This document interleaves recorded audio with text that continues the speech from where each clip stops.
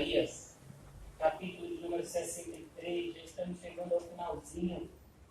Esses dias eu estava olhando, nós iniciamos essa série em 2015, final de 2015. Passamos todo o ano de 2016, 2017, eu creio que vamos terminar somente no ano de 2018, se assim Deus permitir.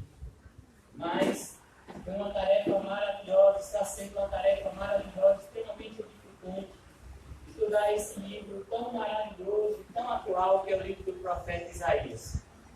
Isaías 63. Como eu disse aos irmãos, Isaías, a partir do versículo 60 até o versículo 66, é conhecido como o Apocalipse de Isaías. Isaías está apontando para o futuro, não somente para um futuro próximo do povo de Deus, que seria preso pelos caldeus, sofreria bastante no cativeiro babilônico, mas Deus iria restaurar mais uma vez a nação de Israel, agora como reino de Judá. Mas Isaías está vendo além.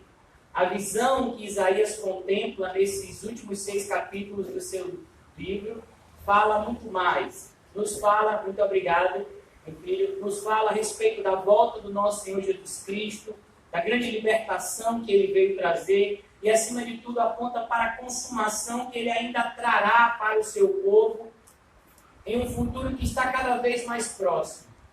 Enquanto que nos capítulos 61 e 62, ele está falando da restauração do povo de Deus, da restauração de Jerusalém.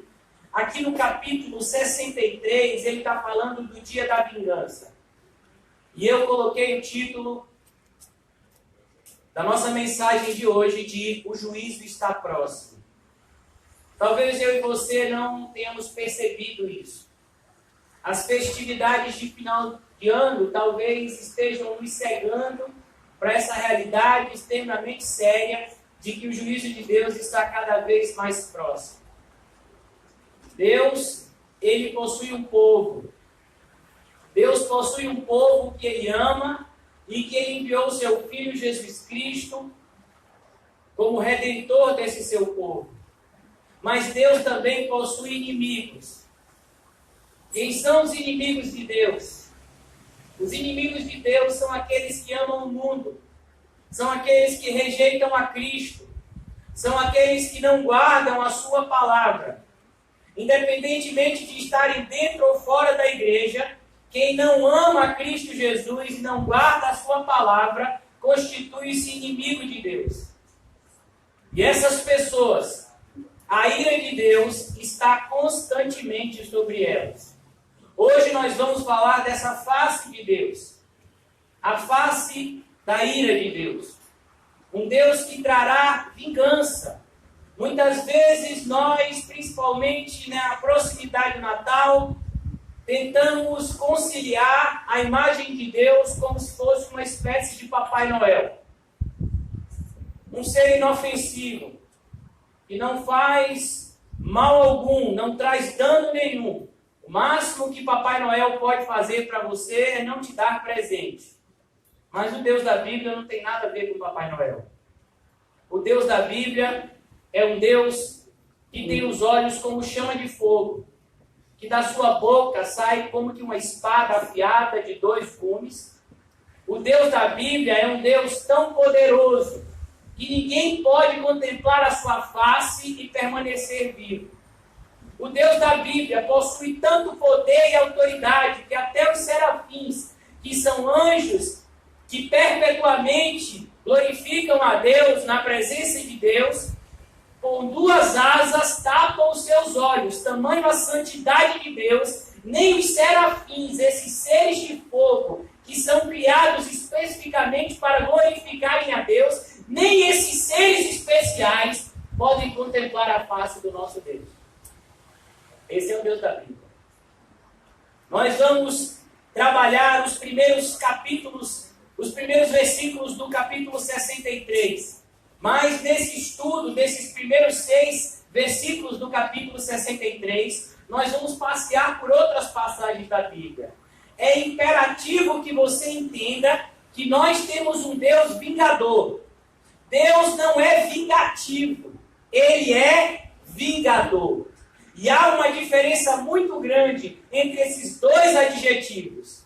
Vingativo é aquele que quer se vingar para trazer algum tipo de sentimento de satisfação de uma justiça humana. O Deus vingador não. É um Deus que está contemplando a maldade do homem e que no momento oportuno descerá com o seu juízo em relação a todos aqueles que impiamente perpetuaram em ações ímpias. Por isso, irmãos, é importante que a gente entenda. Eu vou ler aqui os primeiros 2 versículos e depois nós vamos passear por outros versículos da Bíblia. Todos estão preparados? Quem é aquele que vem de Edom e que vem de Bosra com roupas tingidas de vermelho? Quem é aquele no manto de esplendor que avança a passos largos na grandeza da sua força? Sou eu que falo com retidão, poderoso para salvar. E aqui, irmãos, logo no primeiro momento, nós estamos vendo Deus falar 2 palavrinhas que talvez para mim e para você sejam um pouco estranhas.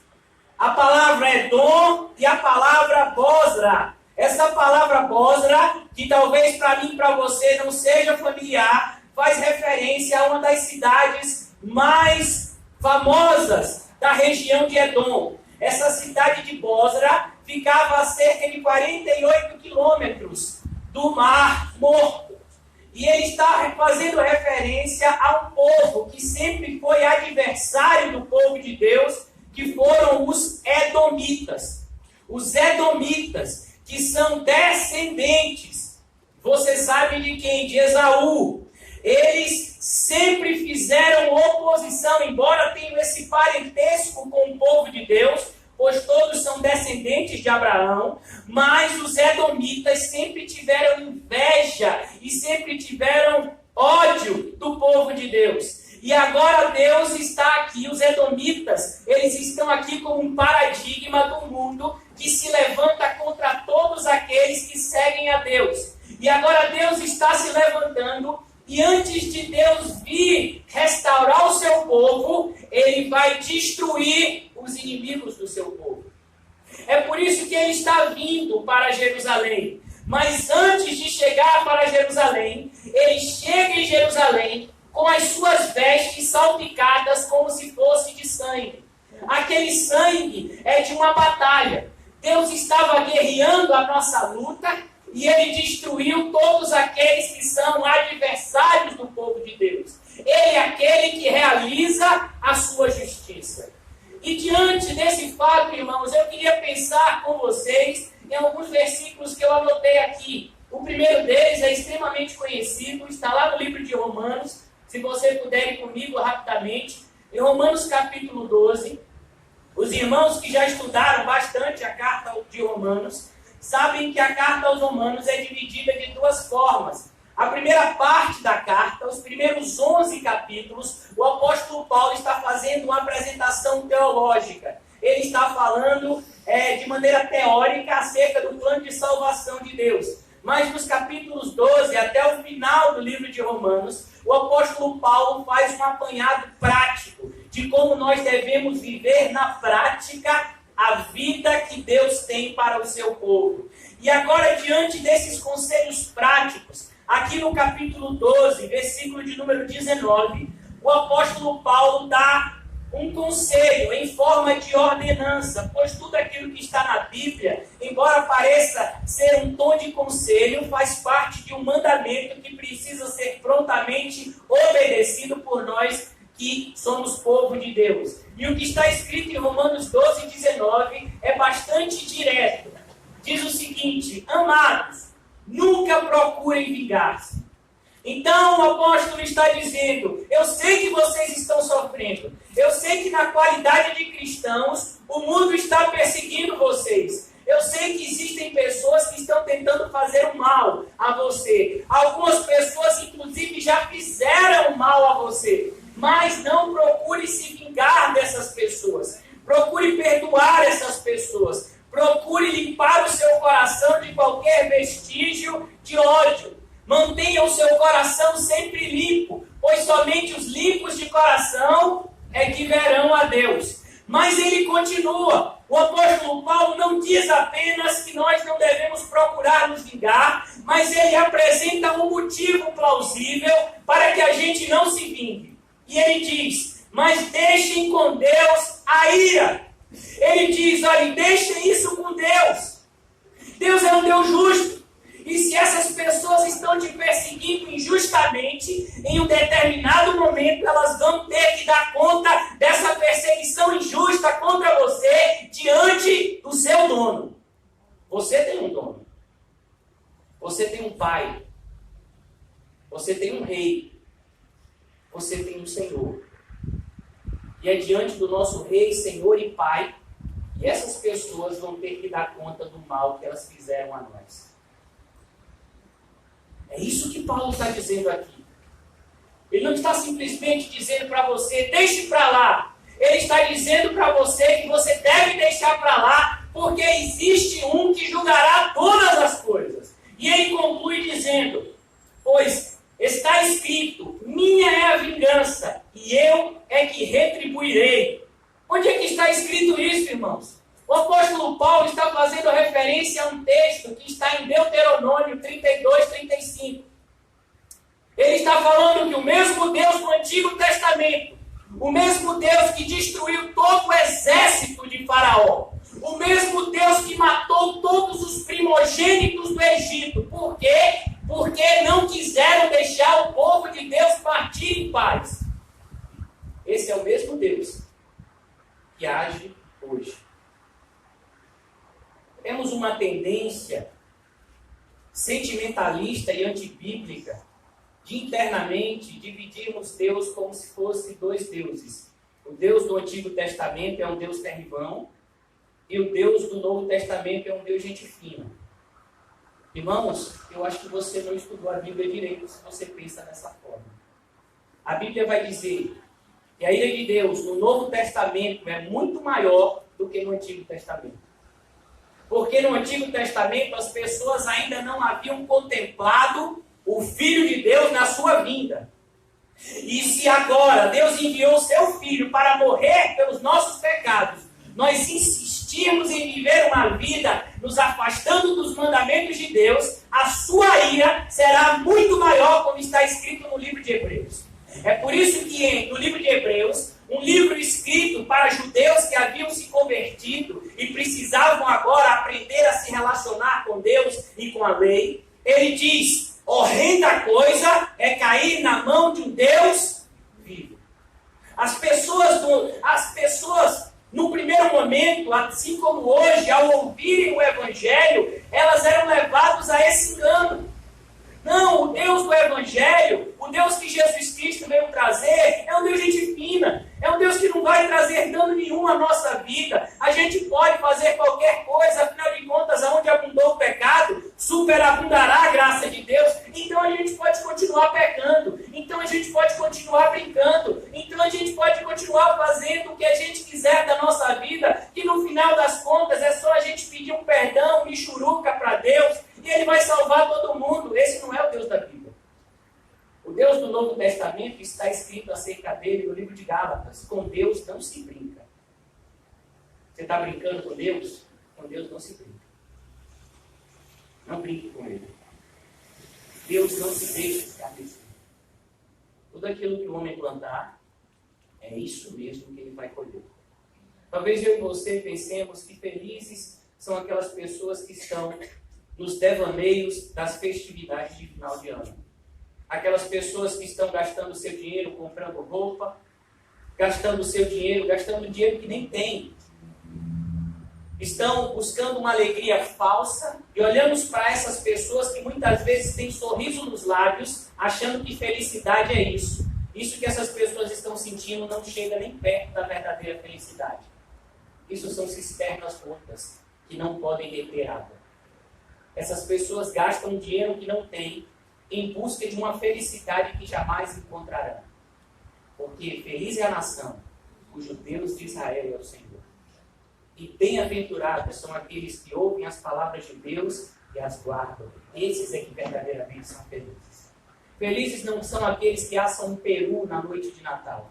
Feliz não é aquele que vai virar o ano pulando e gritando algum tipo de música maluca. Não, felizes são aqueles que amam a Deus e que são amados por Ele.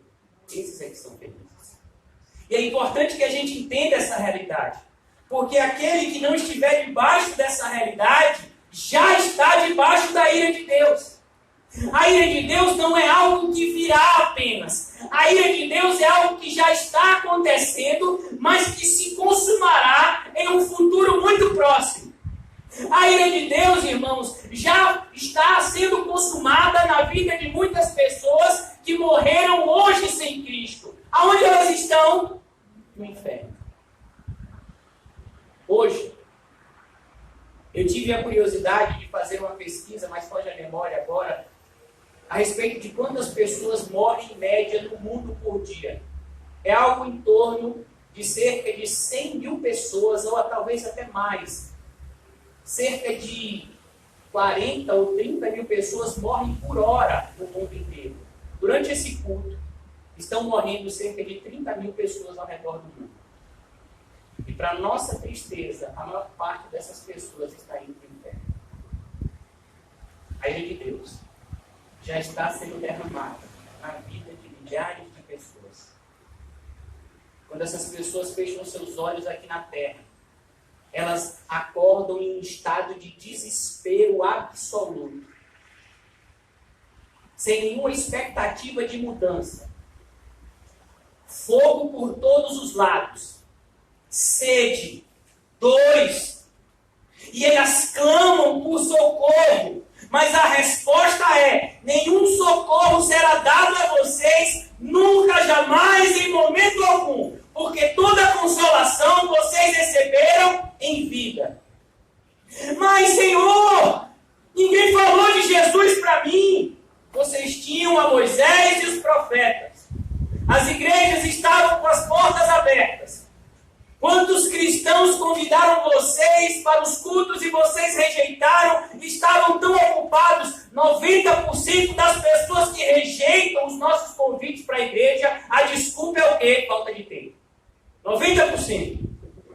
Não, eu até queria, mas eu estou viajando. Não, eu até queria, mas trabalho. Não, eu até queria, mas, sabe, eu vou marcar um dia para ir lá. Como se essa pessoa nos devesse algum tipo de satisfação. Ela vai vir para a igreja para agradar a mim e a você. Nem venha.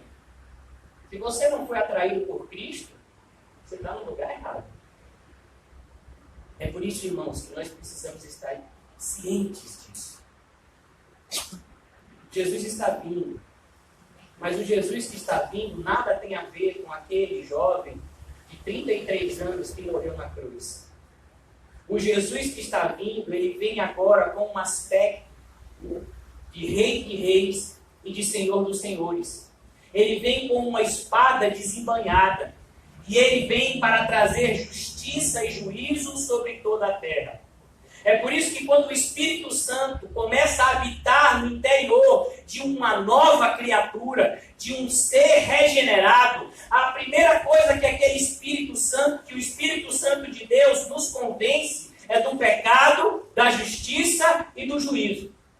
O Espírito Santo não faz você dançar, o Espírito Santo não faz você pular, o Espírito Santo não faz você falar bobagem, mas o Espírito Santo te coloca de joelhos diante de Deus, implorando por salvação, porque ele te convence do seu pecado, da justiça e do juízo de Deus. Nós temos um Deus que é vingador. Existe uma passagem aqui na Bíblia que eu escolhi, creio eu, guiado pelo Espírito, para que pensássemos um pouco acerca desse juízo. E fala muito acerca disso daqui também que nós estamos falando no livro de Isaías.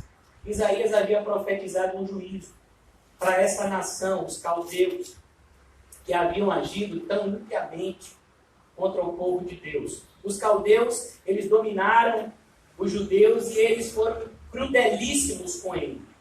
Embora os judeus tivessem se afastado de Deus, mas a crueldade dos caldeus foi algo assim muito forte. Para você ter ideia, Quando o rei babilônico invadiu a Babilônia e ele conseguiu prender o rei, se eu não me engano, Joaquim, foge a memória do último rei lá de Judá, que estava fugindo com os seus filhos por um caminho secreto, os soldados babilônicos conseguiram pegar esse rei que estava em fuga, e então eles pegaram o rei, eles colocaram o rei diante dos seus filhos, assassinaram todos os filhos na presença do rei e depois queimaram os olhos do rei, para que a última imagem que o rei tivesse eram os seus filhos sendo assassinados. Tamanho era a crueldade desse povo. E esse povo que foi tão cruel com o povo de Deus, que escravizou e oprimiu o povo de Deus por 70 anos, chegou ao ápice da sua crueldade aqui no capítulo 5 do livro de Daniel. O capítulo 5 do livro de Daniel fala a respeito de um neto de Nabucodonosor, conhecido como Baltazar ou Belsazar. E está escrito assim no capítulo 5. Certa vez o rei Belsazar deu um grande banquete para 1000 dos seus nobres, e com eles bebeu muito vinho. Enquanto Belsazar bebia vinho, ele deu ordens para trazerem as taças de ouro e de prata que o seu predecessor Nabucodonosor tinha tomado no templo de Jerusalém, para que o rei e os seus nobres e as suas mulheres e as suas concubinas bebessem nessas taças. Essas taças eram utensílios sagrados, que só deviam ser usadas em rituais específicos na presença de Deus. E nós vemos um mundo, irmãos, cada vez mais sarcástico com as coisas de Deus. Um mundo cada vez mais irreverente em relação às coisas de Deus. Quando você apresenta as verdades de Deus, muitas pessoas não rejeitam, elas simplesmente dão uma gargalhada na sua cara. E a gente vê essa mesma atitude aqui em Baltazar. Ele está bêbado, ele está com as suas mulheres, com os seus nobres, e como se não bastasse toda a opressão que ele estava fazendo no povo de Deus, ele agora quer fazer do povo de Deus e do Deus do povo de Deus motivo de chacota. Mas a gente já falou alguns instantes atrás que com Deus não se brinca. Por isso, essas pessoas que rejeitam o evangelho que nós apresentamos, que dão risada na nossa cara, que muitas vezes fazem de mim e de você motivo de escárnio, essas pessoas não estão fazendo nenhum tipo de dano ou mal a nós. Elas estão fazendo mal a elas mesmas. Olha o que vai acontecer. Esses homens estavam bebendo. Acompanhe comigo a partir do versículo 5. Mas de repente, o juízo de Deus para essas pessoas, meu amado irmão Caio, virá como um ladrão. Esse é o juízo de Deus, não somente para os ímpios, mas para os falsos crentes. Ele virá como um ladrão de noite, quando ninguém espera. Ninguém espera que Deus vai chegar no momento em que você está enchendo a sua cara, no momento em que você está torrando o seu dinheiro, no momento em que você está enchendo a sua barriga, no momento em que você está fazendo e se divertindo com tudo aquilo que irrita a Deus. Ninguém imagina que Deus virá nesse momento. E é nesse momento que ele virá. De repente. Mas, de repente, sem que ninguém esperasse, apareceram dedos de mão humana. Imagine o assombro daquelas pessoas. Apareceram dedos de mão humana que começaram a escrever no reboco da parede, na parte mais iluminada do palácio real. O rei observou a mão enquanto ela escrevia. Ninguém conseguia discernir o que estava acontecendo. Imagine, irmãos, nós estamos aqui reunidos aqui e diante daquela parede começa a surgir uma mão e aquela mão começa a escrever. Imagine o susto, imagine o desespero daquelas pessoas diante daquela realidade que estava diante dos olhos dele. A Bíblia vai dizer que o rei ficou com tanto medo que os seus joelhos batiam um no outro. O rei observou a mão enquanto ela escrevia. O seu rosto ficou pálido e ele ficou tão assustado que os seus joelhos batiam um no outro e as suas pernas vacilaram. Ele ficou com tanto medo que ele perdeu o vigor das suas pernas. Imagine o susto daquele homem. Imagine o desespero dos ímpios naquele grande dia da volta de Jesus. Não é que os crentes malucos estavam certos. O inferno existe. E agora? O que eu vou fazer? O que os ímpios vão fazer quando eles chegarem no inferno? A não ser se desesperar por toda a eternidade.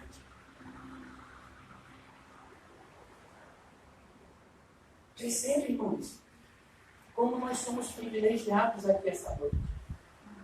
Nós estamos tendo a oportunidade de nos arrepender, de nos reconciliar com Deus antes que esse juízo seja derramado por todo mundo.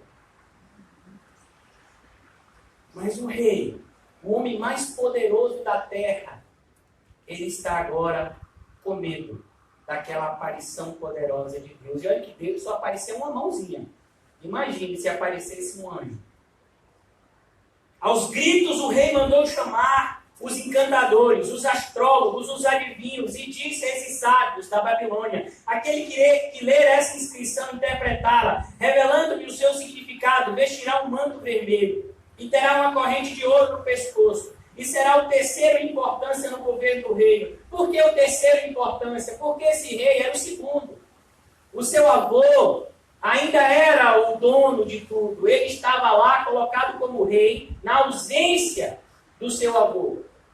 E ele diz que aquele que adivinhar será o segundo no seu reino.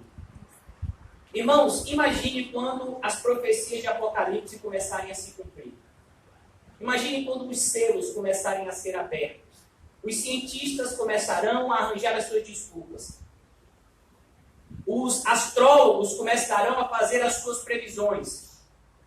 Todo o mundo irá se unir para tentar entender o que estará acontecendo com o mundo quando a grande tribulação estiver acontecendo. Mas os únicos que sabem a verdade são aqueles que conhecem a palavra de Deus. Lâmpada para os meus pés é a tua palavra e luz para o caminho. Perceba como você precisa estudar mais a palavra de Deus. Só aqueles que de fato manejam bem a espada é que saberão o que estão acontecendo diante dos seus olhos. Muitos hoje estão perdidos. Muitos hoje fazem perguntas como: eu não entendo por que tanto pedófilo, eu não entendo por que tanta corrupção, eu não entendo por que tanta falsa igreja. Essas pessoas que falam esse tipo de frase, elas só revelam a sua ignorância bíblica. Porque de maneira muito direta, o nosso Senhor e Salvador Jesus Cristo, no seu sermão profético, em Mateus capítulo 24, ele deixou um recado muito claro para mim e para você. Deveríamos ter todo o cuidado do mundo, porque a maldade se multiplicaria e o amor de quase todos se esfriaria. Então a maldade irá se multiplicar cada vez mais até a volta do Senhor. O mundo não vai melhorar, o mundo vai piorar. É isso que nós vemos. Estude um pouco de história. Às vezes a gente acha que a tecnologia tem trazido mais alegria e paz ao mundo. Engano nosso, irmãos. A única coisa que a tecnologia tem produzido nas nossas vidas é mais destruição. Nunca houve tanta fome, tanta guerra. Nunca houve tanta maldade como está havendo hoje no ano de 2017. Por isso nós precisamos entender. Essas pessoas como o rei Belsazar, elas estão dentre nós. São os nossos famosos, são os ícones da nossa sociedade, que ficam dizendo para mim e para você vivermos a paz e a alegria num período em que não existe paz. Porque Deus está indignado com aqueles que rejeitaram e rejeitam o seu Filho e a sua santa palavra. E ele descerá toda a sua indignação quando derramar o cálice da sua ira naquele grande dia. É isso que Belsazar está aprendendo aqui. O único homem que podia interpretar já era um idoso. O nome dele é Daniel. Era uma pessoa esquecida e desprezada. Ele não valia nada para ninguém. Ele era um simples escravo. uma pessoa que adorava um Deus de Israel, um Deus distante, afinal de contas estamos na Babilônia, milhares de quilômetros de Israel. Apesar de Daniel vir de uma família nobre, ele teve que conviver como se fosse um escravo. Mesmo ele vivendo próximo ao rei, mesmo ele sendo colocado em cargos de destaque, em alguns momentos da vida dele, ele não passava de um escravo da Babilônia. Mas diante de Deus, ele sempre foi livre. Porque a verdadeira libertação não é algo que está fora, mas é algo que está dentro. Ninguém pode aprisionar aquele que foi livre pelo Senhor. A Bíblia nos mostra, versículo 10, tendo a rainha ouvido os gritos do rei e dos seus nobres, entrou na sala do banquete, e ela viu o rei daquele jeito, e então ela sabia, versículo agora, irmãos, de número 13, vamos adiantar um pouco. Assim Daniel foi levado à presença do rei. Eles começaram a desesperar. Eles tentaram de toda forma interpretar aquelas palavras. Muitas pessoas abrem a Bíblia. Muitas pessoas pegam o livro do Apocalipse e começam a ver o dragão, a mulher. Olha o rio que se abriu. Olha a estrela de não sei o quê. Olha isso. Olha a Babilônia que caiu. E essas pessoas trazem as interpretações mais estapafúrdias para o livro do Apocalipse. Quem são aqueles que conhecem a palavra de Deus? São os homens que foram separados por Deus para ensinar o seu povo. Está escrito em Efésios capítulo 4 que Deus separou pastores e mestres para a edificação do seu povo. Nosso Deus é um Deus de ordem e decência. O nosso Deus é um Deus organizado. O nosso Deus é um Deus que construiu a sua casa baseado em alicerces sólidos e tem separado em todas as gerações homens que se esforçarão para apacentar o seu povo. E aqui Daniel é um exemplo de um homem assim. Que embora estivesse em uma nação estrangeira, embora estivesse sendo perseguido, oprimido e esquecido, ele continuava como referencial para o povo de Deus. Assim Daniel foi levado à presença do rei e disse: você é Daniel, um dos exilados que meu pai, o rei, trouxe de Judá? Então quem é Daniel? Daniel é o quê? É um dos exilados. Daniel, para esse rei, é uma pessoa sem valor algum. É uma pessoa sem importância. Quem é você para o mundo? É um crentezinho de Araque. É um maluco que tem a Bíblia na mão.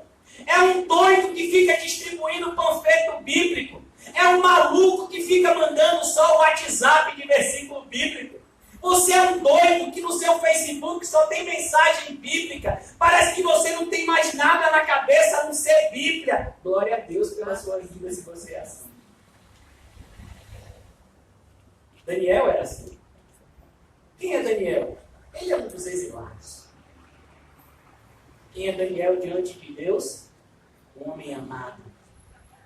Continue a ler o livro de Daniel e você vai ver como Deus amava Daniel. Ele continua. Aleluia. Versículo 16 agora. Eu estou adiantando para que nós venhamos a chegar no cerne da questão. Mas eu soube que você é capaz de dar interpretação. O rei virou e disse: olha, eu já tentei de tudo. Ninguém me deu resposta. A única esperança é você. Normalmente só procura um crente depois de ter tentado tudo. Eles tentaram tudo. Quando não dá mais jeito, ele liga para um crente e diz: crente, você ora por mim, por favor. O médico disse que eu não tenho mais jeito. O banco disse que vai tomar a minha casa. Aconteceu isso. A minha mulher disse que vai me largar. O meu marido disse que vai cair no mundo. Crente, 6 horas por mim. Sabe, irmãos, as pessoas normalmente só vão buscar a mim e a você como último. É a última possibilidade. Elas vêm, sabe, meu Deus, eu não acredito que eu vou ter que falar com esse crente. Mas eu vou tentar, vai que dá certo. É assim que vão. O rei diz: a gente já tentou todos os sábios, ninguém conseguiu interpretar o que está escrito aqui, mas eu soube que você, Daniel, consegue. Olha, gente, você sabia que você é um filho de Deus? Eu não quero encher a sua bola, não. essa bola. Há 2000 anos atrás, o Senhor Jesus andou sobre a terra. Se você ler os 4 evangelhos, você vai ver as obras poderosas que foram realizadas através da vida do nosso Salvador. Mas o Senhor Jesus deixou uma mensagem muito clara para mim e para você, se de fato somos discípulos dele nessa noite. Ele disse o seguinte: aqueles que creem em mim farão obras ainda maiores do que a que eu fiz, porque eu vou para o Pai. Você sabia disso? Você sabia que o poder de Deus pode agir, perdoe até a redundância, que o poder de Deus pode agir poderosamente através da sua vida? Você sabia que Deus pode fazer grandes obras através da sua vida? Você sabia disso? Você tem ciência que Deus pode te usar como um instrumento poderoso nesse mundo? O mesmo Deus que usou Paulo de forma extraordinária quando Paulo estava em Éfeso, é o mesmo Deus que pode usar qualquer um de nós aqui hoje. Nós estamos orando muito a respeito de um grande avivamento que vai partir da Arena Fonte Nova no ano 2018, quando um homem de Deus chamado R. Pombal foi lhe dado o microfone no meio de um jogo de futebol, no intervalo. Ele vai falar e não se calará. Milhares de pessoas se renderão a Cristo naquele dia. Você acha que isso não pode acontecer? Por que não pode? Se Deus conseguiu converter toda a cidade de Nínive de uma vez só, Ele não pode converter um grupo de pessoas no estádio de futebol?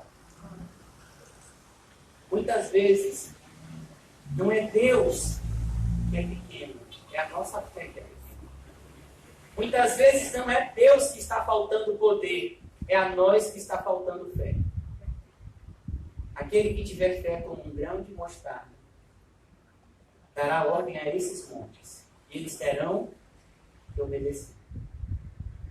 Por isso, irmãos, nós estamos diante de um homem que o mundo desprezava, mas Deus valorizava. Como é o nome dele? Daniel. Você e eu somos um Daniel dos dias de hoje. Muitas vezes nos sentimos como escravos nesse mundo. Nos sentimos como que carregando cargas pesadas nesse mundo. Oprimidos, perseguidos, rejeitados, odiados. Mas o Senhor nos ama. Ele já demonstrou isso. Por isso, irmãos, agora Daniel está diante dele. E olha o que Daniel vai dizer. Daniel, ele se apresenta e diz assim, versículo 14: eu soube que o Espírito dos deuses está em você, e que você é um iluminado, e que tem inteligência e sabedoria fora de comum. Olha o que as pessoas vão dizer de mim e de você. Quando eu e você abrirmos a nossa boca e falarmos da parte de Deus, essas pessoas irão olhar para nós, mas elas não vão nos ver, elas vão ver Deus em nós. Você precisa se encher do Espírito Santo de tal forma que não seja você que fale quando os seus lábios se mover, mas seja o Espírito Santo falando através de você. Que seja assim na sua vida, irmão. Que as pessoas olhem para mim e para você e não mais vejam a nós, mas vejam a Cristo. Era isso que Paulo dizia acerca de si mesmo. Não mais vivo eu, mas Cristo vive em mim. E agora Daniel, esquecido, é lembrado. E olha o que Daniel vai dizer. A partir do versículo 17. Então Daniel respondeu ao rei: pode guardar os teus presentes para ti mesmo e dar as tuas recompensas a algum outro. Deixa eu te dizer uma coisa. Servo de Deus não se vende. E a pessoa chega aqui e diz: ore pela minha empresa, eu tenho um negócio de $1 milhão para fechar. Se der certo, eu vou dar 10% do valor para essa igreja. O que a gente vai dizer? Que o seu dinheiro seja maldição contra ti. Eu não vou orar para o seu negócio ser fechado, não. Eu vou orar para você se arrepender. E principalmente se arrepender de achar que pode comprar Deus. Servos de Deus não estão à venda. Nós não somos movidos por valores materiais, mas somos movidos por um valor espiritual. Nós não estamos interessados nas coisas dessa terra. Nós estamos interessados nas coisas do alto. Daniel tinha a chance de ser colocado como um dos homens mais importantes da Babilônia. Sabe o que ele diz? Eu não quero isso não.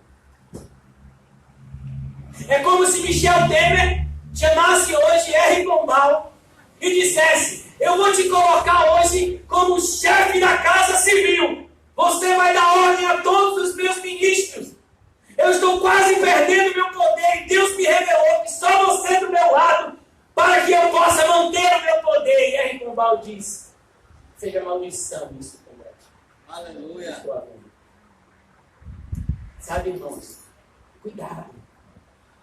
Cuidado para que você não seja um Judas. Sabe, Judas se vendeu por 30 moedas de prata. Mas muitas pessoas têm se vendido por muito menos. Algumas pessoas têm se vendido por uma mulher, por um homem. Algumas pessoas têm se vendido por um emprego. Algumas pessoas têm se vendido por uma casa. Algumas pessoas têm se vendido por uma amizade. Eu não quero perder essa amizade, então eu vou abrir mão dos princípios cristãos. Cuidado com aquilo que de fato tem valor na sua vida. Se você ama mais as coisas dessa terra do que a Deus, em um determinado momento da sua caminhada, você vai abandonar o Senhor. Olhe, o que nós estamos vendo aqui é Satanás, através da vida de Belsazar, tentando trazer imundície ao coração purificado de Daniel. Cuidado, irmãos, porque a mesma verdade de 2 anos atrás continua valendo hoje. O amor ao dinheiro é a raiz de todos os males. E Daniel sabia disso. Glória a Deus. Por isso que Daniel não se permite ser comprado por ninguém. Fique com o seu dinheiro, rei. Fique com o seu poder, rei. Eu não quero isso. Eu vou pregar a palavra de Deus porque essa é minha missão. Eu não vou pregar a palavra de Deus para receber algum tipo de recompensa material. Eu não sou um profissional do púlpito. Eu sou um servo do Senhor. E ai de mim se não pregar o Evangelho. É assim que os servos de Deus devem se mover nos dias de hoje. Embora esses servos sejam tão raros. O pastoreio virou uma profissão, onde as pessoas pregam acerca de qualquer tema, contanto que vocês paguem bem. Eu estou falando, inclusive, de pessoas de teologia correta, pessoas da teologia reformada. Elas são capazes de pregar acerca de qualquer coisa, desde que sejam bem remuneradas. Cuidado, não faltam pastores, não faltam eruditos nos dias de hoje, faltam homens de Deus. Eles sempre foram raros e continuam sendo. Por isso, valorize se você conhece alguém. Aqui ele diz, ele continua a dizer, pode guardar tudo isso. Versículo 18, ó rei, foi Nabucodonosor, seu predecessor, que o Deus Altíssimo deu soberania, grandeza, glória e majestade. Se lembra da visão que Daniel teve da estátua, que a cabeça era de ouro, que tinha prata, que tinha bronze, que tinha o barro dos pés. Aquela visão que Daniel teve, justamente falava a respeito da grandeza que o próprio Deus havia, pela sua providência, determinado a Nabucodonosor. Devido à alta posição que Deus lhe concedeu, homens de todas as nações, povos e línguas tremiam diante dele e temiam. Ele explica, tudo aquilo que aconteceu com Nabucodonosor não aconteceu porque ele é poderoso, mas porque o Deus Altíssimo assim o determinou. A quem o rei queria matar, e matava, e ele continua, versículo 20. No entanto, quando o seu coração se tornou arrogante, endurecido por causa do orgulho, ele foi deposto do seu trono real e despojado da sua glória. Ele foi expulso no meio dos homens e sua mente ficou como de um animal, passou a viver como jumentos selvagens e a comer capim como bois. Daniel lembra algo que Deus fez com Nabucodonosor, que era o avô desse Belsazar. Ele começou assim, vai descer, e então Deus colocou ele como um animal irracional, mas depois Deus restaura a consciência para que ele glorifique a Deus. Olha o que diz, o Deus Altíssimo, e então o seu corpo se molhava com o orvalho do céu, até reconhecer que o Deus Altíssimo domina sobre todos os reinos, os homens, e coloca no poder a quem ele quer. Quando ele reconheceu a isso, Deus restaurou a sua sanidade. Agora, Ele diz, versículo 22, mas tu, Belsazar, seu sucessor, não te humilhastes, embora soubeste de tudo isso. Ele, como neto de Nabucodonosor, conhecia muito bem essa história, mas ele não levou a sério o poder do Deus Altíssimo.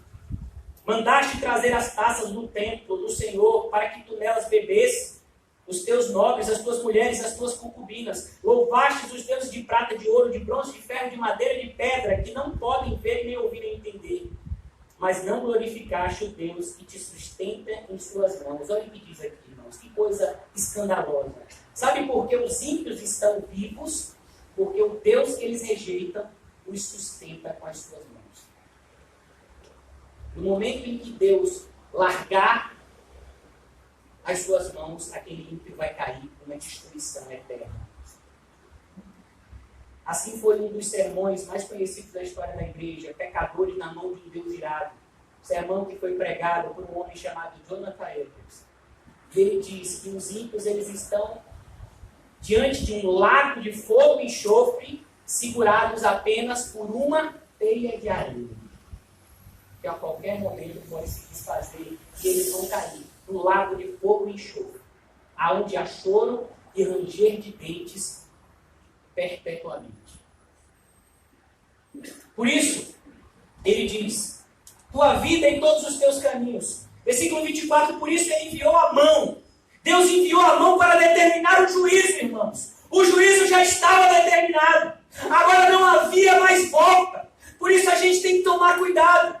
A gente vai perceber que Esaú procurou um lugar de arrependimento com lágrimas diante de Deus, mas Deus não perdoou ele.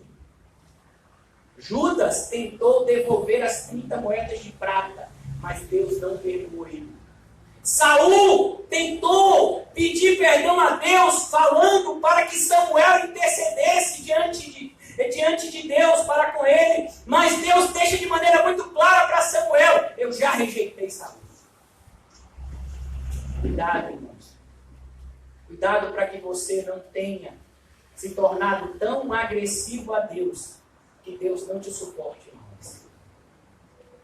Às vezes a gente acha que a paciência de Deus não tem limite. A Bíblia diz que ela tem limite, sim. O cálice da ira de Deus está se enchendo. E chegará um dia em que ele estará completamente cheio. Então ele derramará de uma vez por todas o cálice da sua ira. É isso que os crentes precisam ter consciência. Em determinado momento, eles prestarão conta diante daquele que tem olhos como chama de fogo. Esta inscrição é a que foi escrita. Essas palavras, irmãos, elas estão em aramaico. Aramaico é uma versão do hebraico. E está escrito Mene, Mene, Tekel, Parsim. Essas palavras, elas trazem consigo uma mensagem. E a mensagem que Deus deu poder para que Daniel interpretasse é bastante clara. É uma mensagem muito parecida com o texto que nós iniciamos aqui, Isaías 63. É uma mensagem de juízo para um povo que era inimigo de Deus e que estava escarnecendo dele. Com Deus não se brinque, irmãos. E Deus vai deixar isso muito claro. Versículo 26, Daniel passa a interpretar aquela visão.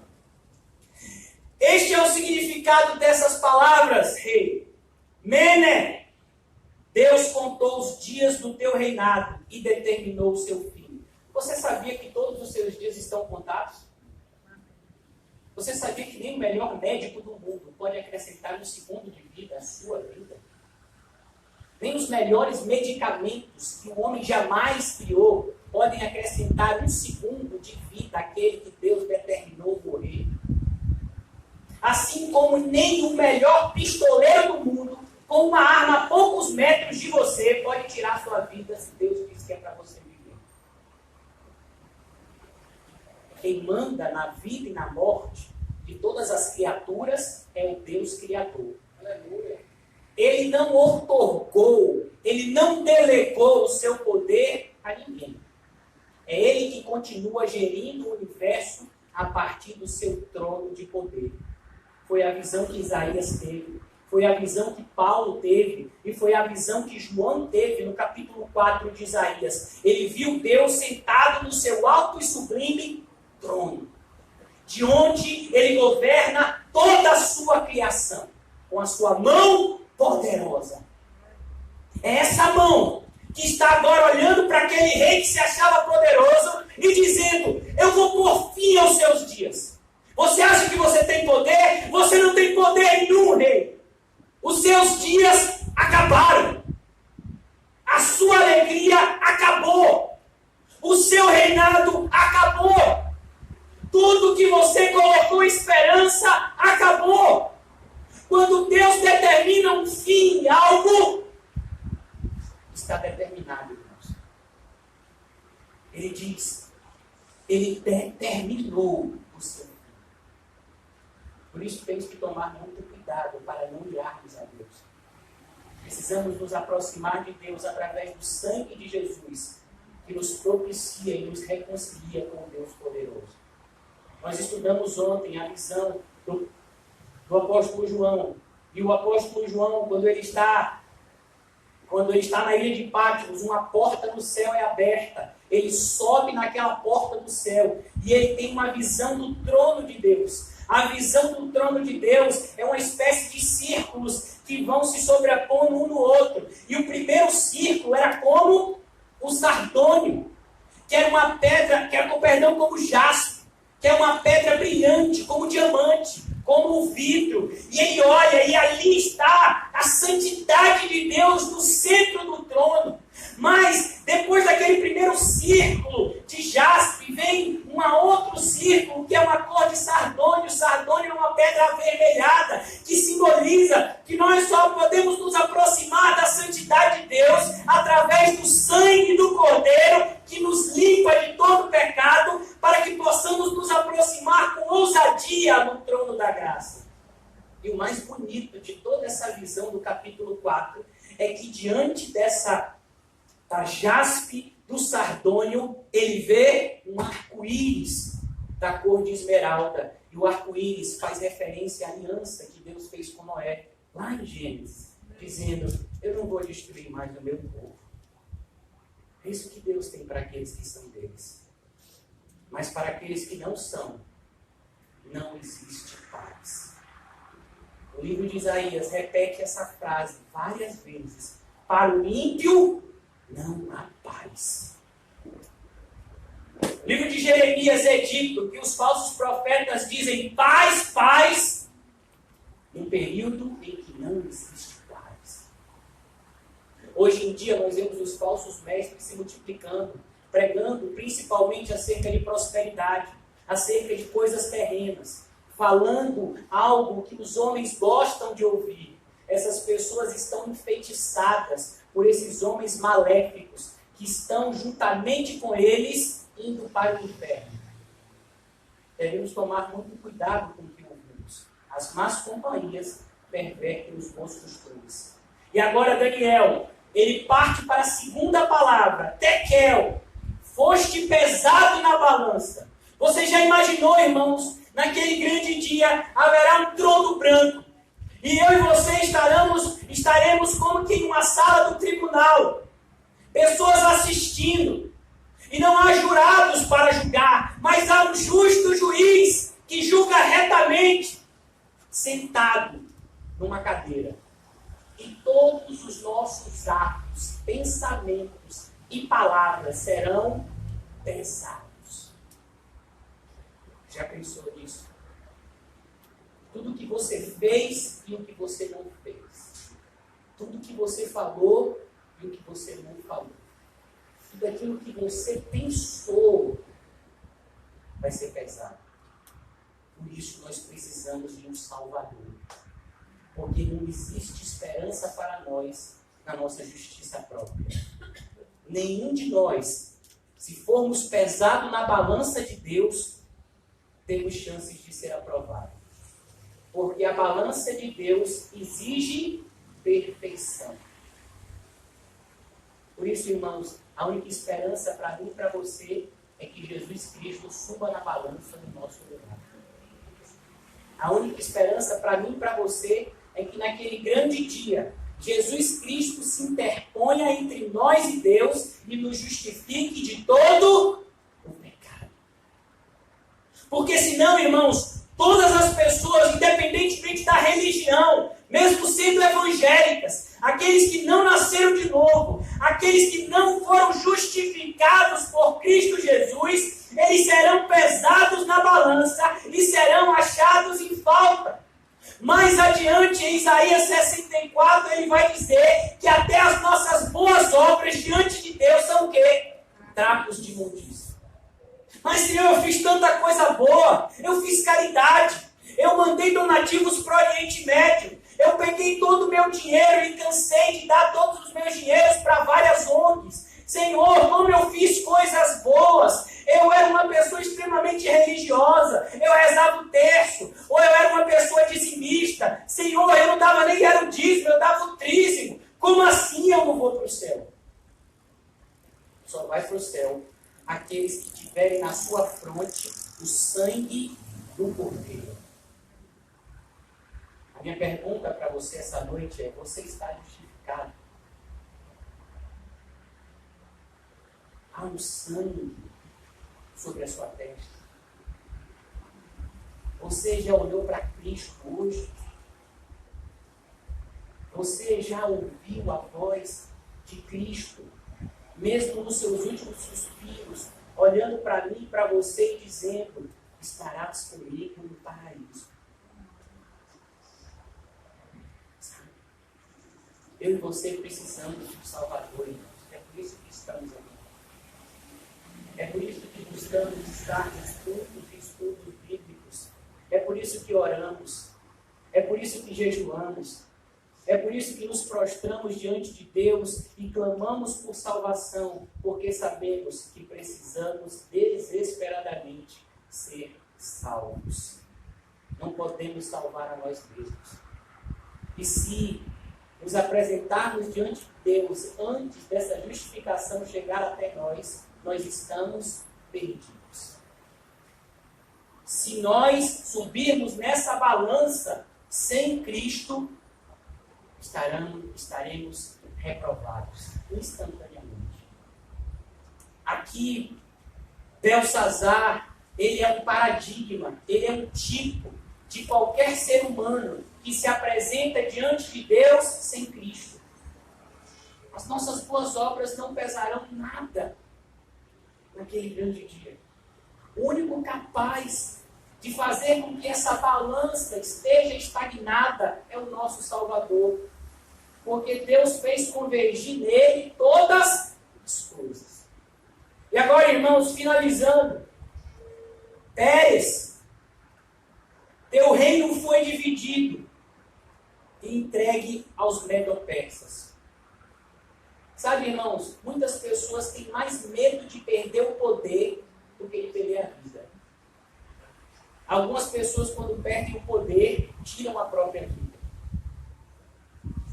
Uma das coisas que eu fico mais triste é que algumas pessoas, quando saem daqui da igreja, elas não voltam mais, mesmo percebendo que estavam erradas. Por quê? Porque elas não querem admitir o erro. Essas pessoas, elas não têm humildade, que é um requisito essencial para o cristão. O cristão é aquele que se humilha, mas ele não se humilha diante de homens, ele se humilha diante da potente mão do Senhor, para que ele, o Senhor, ao seu tempo, o exalte. Aqui a gente vai ver um homem que está ouvindo do Senhor tudo aquilo que você confiava. Todo o poder que você achava que te dava uma vida feliz. Muitas pessoas confiam nos amigos. Muitos de nós confiamos em família. Muitos de nós confiamos no emprego. Muitos de nós confiamos na nossa casa. Eu já tenho um tetozinho sobre a minha cabeça. Muitos de nós confiamos no nosso intelecto. Graças a Deus eu tenho uma mente boa, não vai faltar emprego para mim. Muitos de nós confiamos no braço forte. Eu sou uma pessoa correria, não vai faltar oportunidade para mim. Cuidado, irmãos, porque se você confia em qualquer outra coisa que não seja o Senhor, você é um idólatra. E muitas vezes você nem percebeu isso. O idólatra não é aquele simplesmente que se prostra diante de estátuas, mas é aquela pessoa que detém a sua confiança em qualquer coisa, pessoa ou entidade que não seja Deus. É isso que ele está dizendo. Qual era o Deus de Belsazar? O Deus de Belsazar não eram aqueles deuses de prata e de pedra. O Deus de Belsazar era o seu próprio ventre. Ele se achava o dono do mundo. Ele achava que podia fazer o que ele quisesse, na hora que ele quisesse, da forma que ele quisesse, porque a ele foi dado todo o poder do mundo inteiro. E agora Deus estava dizendo: você não tem poder nenhum, e o pouco poder que você tinha, você vai perder agora. Não tem como a gente olhar para essa passagem e não lembrar de uma parábola de Jesus. Todos nós que estamos aqui, que somos cristãos, recebemos algum talento da parte de Deus. Alguns, como o pastor Ricardo, receberam muitos. Alguns, como o irmão José, receberam muitos também. Alguns, como eu, só receberam um. Mas eu estou lutando para multiplicar esse um. Agora, na parábola, diz que aquele que recebeu um e escondeu, até esse pouco que ele tinha, lhe será tirado. Sabe, os ímpios que depositam a sua confiança em dinheiro, em um poder circunstancial, em amigos, em qualquer outra coisa, essa confiança que eles depositam lhe será totalmente tirada. É uma vã esperança, é uma vã confiança. Existem pessoas que dizem: graças a Deus eu tenho um plano de saúde. O que adianta isso? Pessoa que tem plano de saúde não morre, não? Eu conheço pessoas que não têm nenhum plano de saúde e que estão completando 100 anos de idade. E aí? Moisés não tinha plano de saúde, não. Morreu com 120 anos e forte. Irmãos, quem manda no mundo é Deus. E ponto final. Amém. Não tem vírgula. É ponto final. Quem manda no mundo é Deus. E só acontece aquilo que Deus determina. Os poderosos, eles estão embriagados com o seu poder, que não é seu, mas que é uma simples determinação de Deus para que seus propósitos sejam cumpridos. Quando o poder é tirado desses homens, eles entram em um estado de desespero. Vai procurar um homem, um político desse, que já foi famoso, que já teve poder e que perdeu o poder político. Veja como esse homem está. Um estado de amargura. Por quê? Porque a felicidade dele vinha daquela fonte. É por isso que o cristão, ele não perde a alegria nunca, porque a sua alegria vem do céu. E esse caminho jamais será fechado. E finalmente a palavra Pérez nos mostra essa realidade. Versículo 29, então por ordem de Belsazar, vestiram Daniel com um manto vermelho, puseram-lhe uma corrente de ouro no pescoço, proclamaram terceira importância no governo do reino. Daniel não deu atenção a nada disso, sabe por quê? Porque Daniel sabia que naquela mesma noite Belsazar morreria. Naquela mesma noite, Belsazar, rei dos babilônios, foi morto. O juízo de Deus irá descer sobre os ímpios. Não existe esperança para eles. Não existe boas obras. Ah, não, eu fiz um monte de coisa ruim, eu sei disso, mas eu tenho uma fortuna de 10 bilhões, eu vou deixar tudo isso para uma igreja. Não adianta, meu filho, você não vai para o céu se você não se arrepender dos seus pecados. Deus não está em busca da sua fortuna. Deus está em busca de verdadeiros adoradores, que o adorem em espírito e em verdade. É por isso, irmãos, nos voltemos agora. Eu quero concluir essa noite, fazendo referência agora ao texto que demos início. Eu não vou me delongar mais, apenas alguns minutos. Quem é aquele que vem de Edom e que vem de Bosra? Ele está vindo justamente nessa direção. A cidade de Jerusalém ficava mais ou menos aqui no centro. E ele está vindo de Edom, ele está vindo de Bosra. E as pessoas estão vendo esse ser todo poderoso vindo em vestes reais. Mas ao olhar para aquela pessoa, eles percebem que as vestes dele estão salpicadas. Como que de pisar no lagar. O que era o lagar, irmãos? era o lugar onde se pisava as uvas, para que fosse formado o suco da uva. Então, quando se pisava no lagar, a roupa se sujava. É a semelhança do juízo de Deus. Se quando Deus desce o seu juízo, milhares de pessoas morrem de verdade, irmão. Não é historinha de faz de conta, não. Quando o anjo de Deus passou, matou 185 mil soldados assírios. Quando o povo de Deus estava saindo do Egito, Deus matou todos os primogênitos dos egípcios, até o primogênito dos animais. Quando o povo de Deus atravessou o Mar Vermelho, Deus fez com que o mar se fechasse e todo o exército de Faraó fosse morto. Quando Deus desce o seu juízo, milhões de pessoas morrem, como no caso de Dilúvio, como no caso de Sodoma e Gomorra, como em tantos outros casos. Nós não podemos brincar com esse Deus, irmãos. Nós precisamos levar a nossa vida mais a sério, a nossa salvação mais a sério, a salvação das pessoas mais a sério. Eu vejo como o mundo é organizado. As festividades do final do ano ainda vão começar daqui a uma semana, 10 dias. As pessoas começaram a preparar essa festividade há mais de um mês. Como nós fazemos as coisas tão sem preparo. A gente não ora por nada. Às vezes a gente chega no culto tão agoniado, a gente nem ouve o louvor, que dirá fazer uma oração. Irmãos, eu tenho uma proposta a fazer a vocês. Desde a semana passada, antes de cada culto, eu tenho colocado aqui os irmãos do CAC, que na maioria das vezes estão aqui, sabe? Eu tenho separado de 10 a 15 minutos, onde nós ficamos em oração.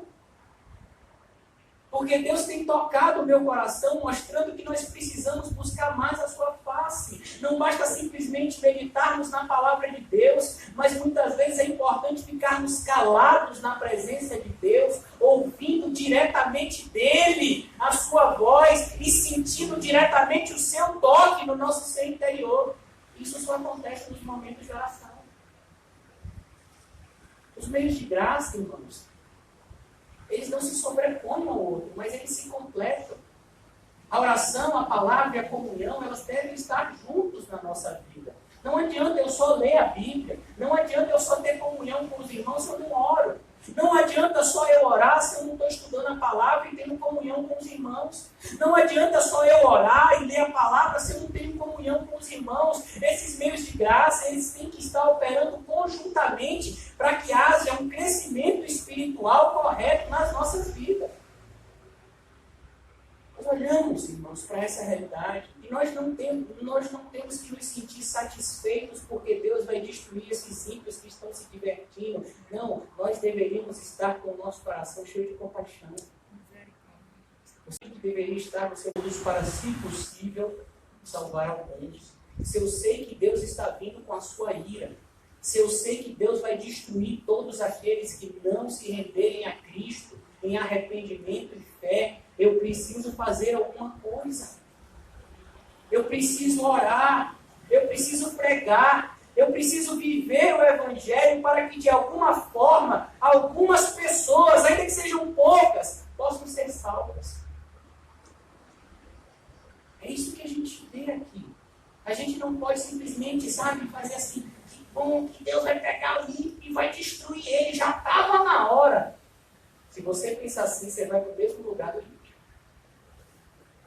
O sentimento no coração do cristão é um sentimento de amor e compaixão para com todos. Nós não somos melhores do que os mais ímpios dos ímpios no mundo. A graça de Deus é que nos restaurou. E essa mesma graça, pelo poder do Espírito e através da palavra, pode restaurar muitos outros. Nós precisamos saber disso. Então, quando nós vemos essa imagem de Deus se aproximando com o seu juízo, nós precisamos internamente nos cobrar mais acerca das nossas obras. Nós precisamos vestir a camisa do Evangelho. Nós precisamos, irmãos, é a mensagem que Paulo fala para Paulo em 2 de Timóteo, reacende a chama dentro do seu coração. E ele diz a Timóteo, porque Deus não te deu espírito de covardia, meu filho, mas Ele te deu um espírito de poder, de amor e de equilíbrio. Nós precisamos, irmãos, colocar sobre os nossos ombros uma responsabilidade que o próprio Deus nos deu. Ele olhou para mim, para você e disse: vocês são a luz do mundo, vocês são o sal da terra. Deus poderia usar os seus anjos para pregar o Evangelho, mas Ele deixou essa obra nas nossas mãos. E disse: quão formosos são os pés daqueles que levam as tuas mãos. É um privilégio para nós podermos levar ao mundo o Evangelho da reconciliação, como está escrito em 2 Coríntios. Há uma reconciliação. Deus ainda não voltou com o seu juízo. Pessoas ainda podem ser salvas. Então nós precisamos agir, irmãos. Nós sabemos que tudo vai acontecer pelo poder de Deus, mas se o poder de Deus não tem colocado amor no seu coração pelo perdido, tem alguma coisa no seu coração. Então nós olhamos para essa mensagem. Quem é aquele que no manto de esplendor avança a passos largos, na grandeza e na sua força? Nós estamos vendo, irmãos, cada dia mais nós olhamos para os céus, nós olhamos para a terra, nós olhamos para a Bíblia e percebemos que a volta do Senhor está cada vez mais próxima. Ele está vindo com o seu esplendor, e mais do que qualquer outra pessoa, nós sabemos que quando o Senhor Jesus voltar, não vai ter mais conversa. Ele vai trazer consumação para a sua obra, Ele irá destruir alguns, Ele irá salvar a outros. E nós temos a mensagem de salvação. Não podemos nos calar, irmãos, diante disso. Porque o Evangelho é o poder de Deus para a salvação de todo aquele que nele crê. O mais ímpio do mundo. O Evangelho é o poder de salvação para ele. Ele pode ser islâmico, ele pode ser budista, ele pode ser espírita, ele pode ser ateu. O Evangelho é o poder de salvação para ele. Abre a sua boca. O apóstolo Paulo diz para Timóteo que os últimos dias seriam difíceis, mas ele diz que mesmo diante desse cenário tão difícil, nós temos um instrumento poderoso nas nossas mãos. O que é? A palavra. Prega a palavra, quer seja oportuno, quer não. Nós temos uma espada que é capaz de destruir as fortalezas mais poderosas da mente e do coração humano. É o que está escrito em 2 Coríntios 10, se não me engano. Que as nossas armas não são carnais, mas são espirituais e poderosas em Deus para a destruição de fortalezas. Você está vendo, irmãos? Eu estou vendo, Jesus está vindo. E Ele está vindo como um vingador que trará juízo sobre toda a terra. Então nós devemos pregar o Evangelho mais atentamente e diligentemente do que nunca. Sou eu que falo com retidão, poderoso para salvar. Eu quero concluir aqui. Ele diz que está vindo com essa imagem de juízo, mas Ele continua sendo poderoso para salvar. Ele vai usar você. Ele vai usar a mim. Ele vai usar qualquer um de nós para realizar a sua obra poderosa de salvação. Clamemos ao Senhor esta noite. O mesmo clamor que esse profeta fez anos antes ao se encontrar com Deus. Envia-me a mim, Senhor. Quando o profeta Isaías viu isso que nós estamos vendo, o profeta Isaías fez um pedido ao Senhor e disse: envia-me a mim, Senhor. Coloca as tuas palavras na minha boca, Senhor. E me coloca onde o Senhor quer me colocar, diante de quem o Senhor quer me colocar, para que de alguma forma, Senhor, eu seja instrumento de salvação na vida dos outros. Não existe maior alegria na vida de qualquer pessoa do que isso, ela ser um instrumento de salvação na vida de outro. Irmão, quando você salva a vida física de uma pessoa, é uma sensação tão boa. Imagine quando você salva a alma. Quando você é o instrumento que Deus usa para salvar uma alma, imagine a sensação que vai ser produzida no seu interior. Quando você olhar para aquela pessoa na igreja, quando você olhar para aquela pessoa andando nos caminhos do Senhor, indo para o céu, imagine a sensação maravilhosa de que você fez parte dessa obra. Você foi um dos que colocou, ainda que seja um tijolo, ainda que seja um pouquinho do reboco, mas Deus te usou de alguma forma na obra mais poderosa do universo, que é a restauração do caráter humano. Muitas pessoas estão se matando no vestibular de medicina. Muitas pessoas estão se matando em concursos públicos para terem funções de destaque na sociedade. Mas Deus ainda está em busca de obreiros para a sua seara. O Senhor Jesus olhou para os seus discípulos, que eram poucos. Ele olhou para a seara e disse: está vendo, a seara é grande, mas poucos são os obreiros. Oremos para o dono da seara, para que ele envie obreiros para a sua grande seara. Que o Senhor faça cada um de nós aqui um verdadeiro obreiro.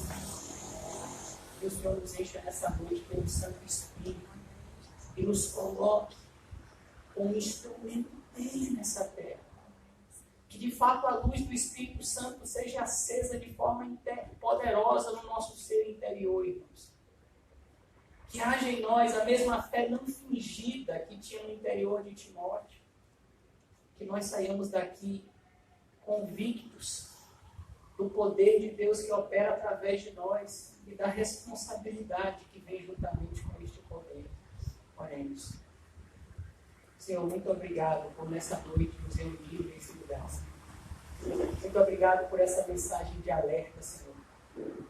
Por essa responsabilidade, por esse privilégio, Senhor, que o Senhor derramou sobre nós, de sermos a Tua boca, Senhor, e as Tuas mãos aqui no mundo.